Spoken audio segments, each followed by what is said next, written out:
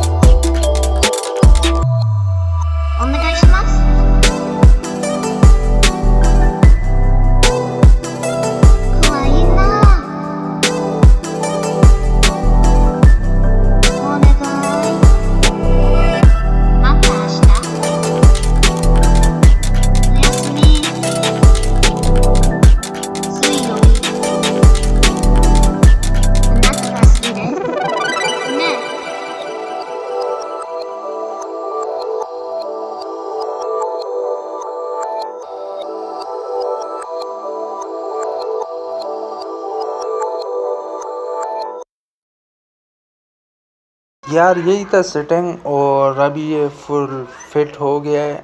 अभी इसे स्टार्ट करके आपको इसका साउंड दिखाते हैं कि इसका साउंड कैसे आ रहा है और कहीं वाल तो नहीं टकरा रहे, वो सब चीज़ें। और इस वीडियो का लाइक कैम रखते हैं 50 1 वीक में। अगर 50 हो गए तो दूसरी वीडियो हम अपलोड करेंगे। तो इसलिए वीडियो को कर दे लाइक और चैनल को कर दे सब्सक्राइब। मैं मिलता हूँ आपसे किसी नेक्स्ट इंटरेस्टिंग वीडियो पे, और तब तक के लिए अल्लाह हाफिज़।